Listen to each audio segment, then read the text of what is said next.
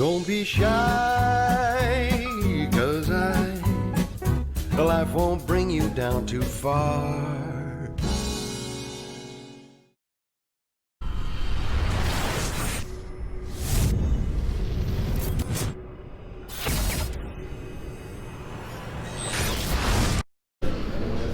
Andrew McCART, IFL TV, in association with MTK Global. I'm here in Rotherham, or Wakefield, or Leeds. I don't know where I am, but I haven't got a clue either. But we're here. we're here, mate. We're definitely here. That's all that matters. With me, I've got Lee Eaton.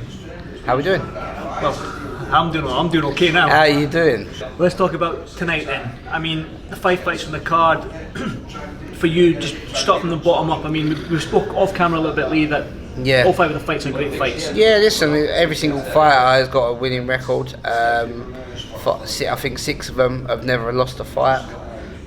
Obviously, we've got a former world title challenger in John O'Carroll and that. John O'Carroll versus Maxie Hughes. So this is a very, very solid card. And that's what we were told. That's what you need to come back with, a solid card. There's been no boxing since March. Obviously, Frank Warren and Eddie Hearn have been back doing their own cards and that. Some good cards. Some good fights, not some good fights, but it's boxing at the end of the day. They might look good on paper, but then sometimes they just don't happen in the ring. So, but yeah, I'm hoping tonight. Obviously, we get a good show. We got obviously starting off the fight tonight. We got Craig McIntyre versus Ishmael Ellis. Ishmael Ellis took the fight last Wednesday. So that's a very good fight. He was fighting Darren Surtees. Darren Surtees versus him would have been an absolute humdinger. But obviously Surtees got injured. So we got Ishmael Ellis in last Wednesday. Rung him up within half hour. Yep, no worries, let's go. So thank you to Ishmael Ellis and John Pegg. Good fight. Yeah, it's a good fight. Obviously, he's 2 losses against Midlands titles, but he's learned from his mistakes, he says, and he's ready to go. So he fancies himself.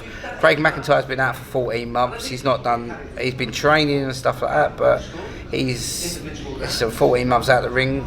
Is it going to affect him or not? Hopefully it doesn't, and Craig comes and wins in style. But it's a good fight. Next we've got Pierce O'Leary 4-0 versus Jacob Quinn 4-0. Obviously Pierce O'Leary was meant to fight Harry Lindburn, but unfortunately Harry got an injury and had to pull out, so it was a bit of a struggle to get him an opponent, and I think that happened last Friday.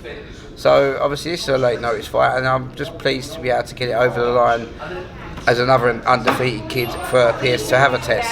Didn't want Pierce to be fighting a journeyman. He wanted to step up at his first, obviously 6th rounder, and this is it. So looking forward to that. Both a 4-0 prospect against a 4-0 prospect. Yeah, listen, that's what boxing's about, isn't it? Testing yourself at that early stage. Really looking forward to that. Pierce in fantastic shape. He's ready to go under a new trainer in Al Smith. Al the Diva Smith is his new nickname. Al the Diva Smith. I'll show him this. Mate, I've told him, don't worry about that, he's a diva. Pierce is a diva. He's 100%. Listen, there's Gary the Diva, now there's Al the Diva. Gary the Diva Cully, and he fights in 2 weeks, by the way. Yep. So obviously Pierce has been over in London for nine weeks training, so it's a different environment for him.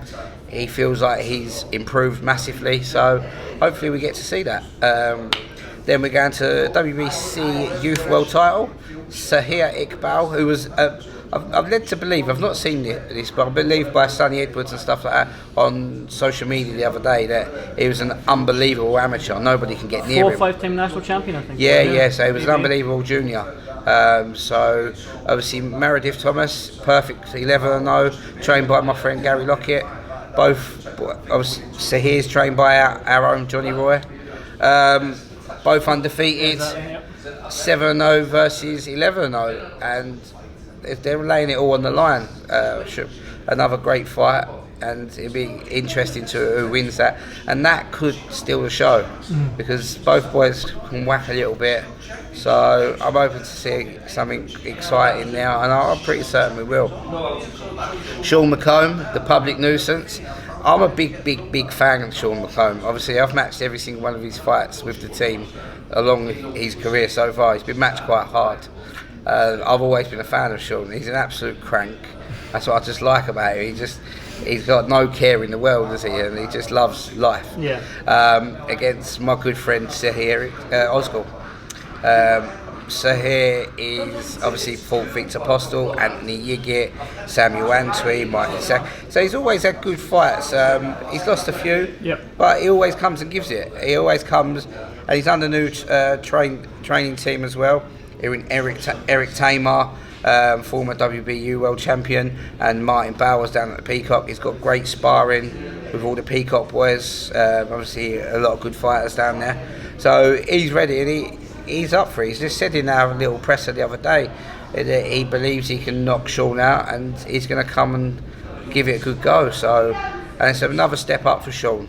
Sean's been matched very hard on the way up for a prospect. So if he beats Ozgul, and you can see how good he looked at the weight yesterday, there's 100% he will be going down to 135. He'll be a lightweight. So Sean at 140 is unbelievable. At lightweight, he'll be huge. So I'm looking forward to him. Obviously, made the best man win there. They're both MTK, so we'll see. Obviously, Sean he's probably the favourite, but obviously whoever wins, and whoever loses will come back anyway. So looking forward to that fight, and moving on to the main event. Former world title challenger King Kong.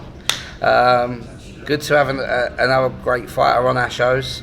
Obviously, we've had a lot of former world champions, Olympians and stuff like that along on our shows, and they just keep coming. Obviously, John O'Carroll, the biggest win of his career last time out against Scott Quigg. He's fighting Maxie Hughes. A lot of people are writing Maxie Hughes off, but you can't write Maxie Hughes off. He's in fantastic shape. He's really up for this. It could be a banana skin. Obviously, even Jamie Condon said in an interview yesterday, this could be a banana skin for John O'Carroll if he ain't switched on. But obviously, in our minds, Jono should win this quite comfortably. But obviously, it ain't going to be easy. See, that's the thing. I seen TJ Duheny out in Dubai in March fight I can't remember Baluta, and he ended up losing that fight. So it's that. If you take your eye off the ball, and obviously TJ was mandatory for a world title. Obviously, then he's lost to Baluta. So I'm not sure what's happening there. So if that happens with Jono, the same could happen to him. But obviously, we believe as a team, we believe in John O'Carroll, and I believe he's gonna win. But it won't be easy for him. Maxi's fighting. This is Maxi's world title. Because if Maxi beats him, he's going to be in line for a big fight. So more money. So that's what Max is looking to secure, some money for his family and stuff like that. So yeah, this is a great fight. I'm looking forward to it. You can't fault our first show back. 5 fights, all winning records, again, all prospects versus prospects. So yeah, I'm looking forward to it. I'm going to put you on the spot, but I won't put you on the spot. But for you, Lee, which is going to be the fight of the night for you? We've mentioned them all, like there's 4-0 prospect, there's 4-0 prospect, there's undefeated against undefeated, there's Craig McIntyre after 14 months. All 5 of them have the ability to steal the show, but I think it's going to be the WBC Youth World Title or Pierce versus Jacob Quinn. You have to say that because Pierce is behind No. Just because they're both young prospects and they don't want to lose that it's their first obviously step up. They're both going to go at it. And Jacob, when Jacob walked in, I looked at him and thought, shit, the size of him. I thought, have I fucked up here? I was thinking, oh no, I'm gonna get Adam on me. He's gonna be. But listen, it is what it is. Pierce is a 9-time national champion. Really, there should be his levels. You know what I mean? Yeah. So Pierce should win. Not very comfortably, but Jacob is up for it, and he's really up for it. So it's going to be a great fight. So it's out of them 2 fights, but obviously you never know. Jono and Maxi could go to war. Sean McComb versus Ozgul's Sean loves to war. Sean loves to war, but you'd think he'd box for that. But it is what it is. It's a fantastic card. Really looking forward to it. The venue looks unbelievable.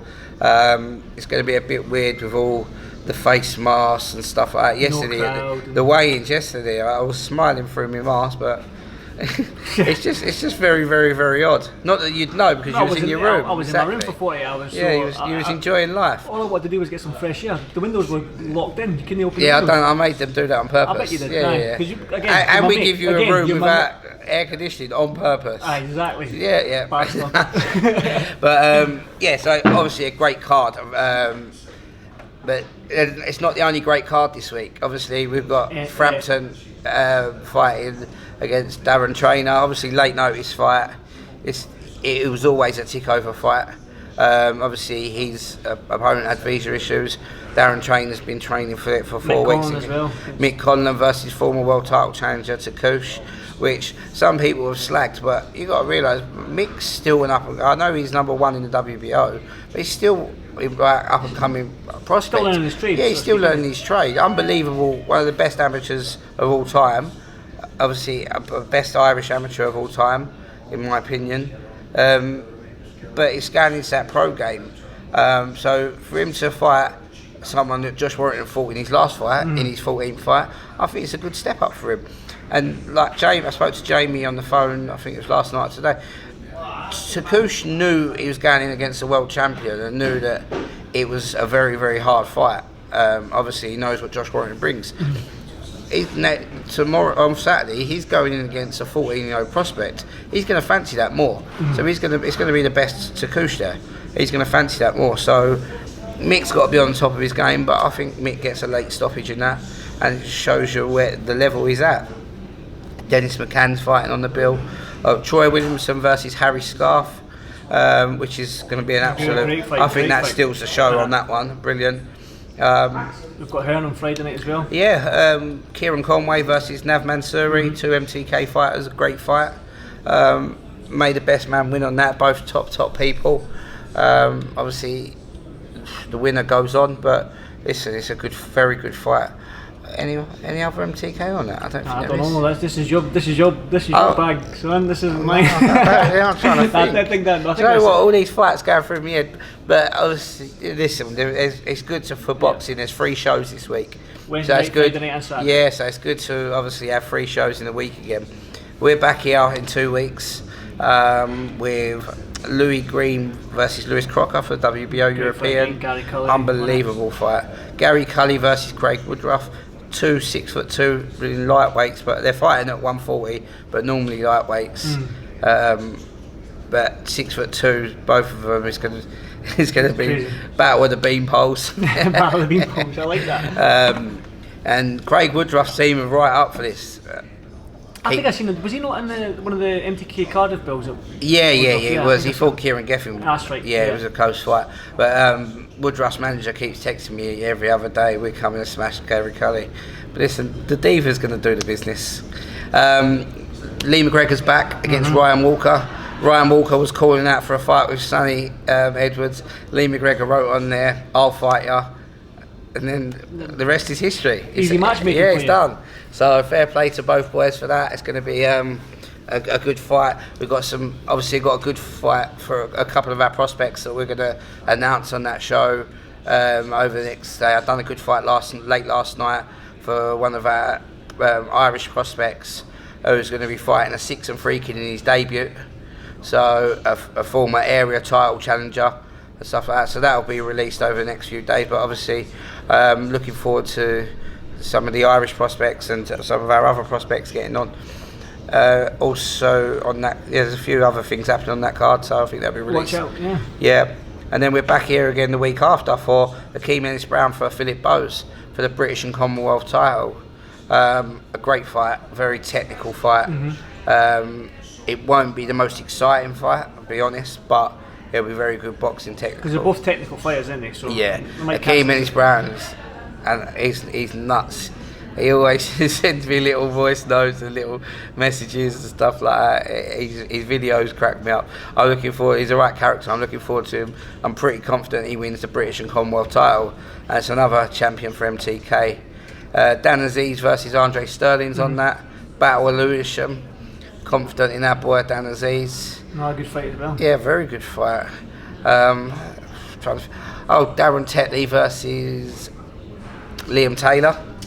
Very You're good. doing well. I'm getting there. Very good fight. Elliot Wow versus Corey McCullough. That's on there, which is I think Elliot's 2-0 versus like a 4-0 kid. So that's prospects jumping in at the deep end again. So that's what we like to see. There's another fight on there, and I can't get my head. Might be a run out for Harlem Eubank. I'm not too sure. Really? Yeah, we're just we're waiting for that.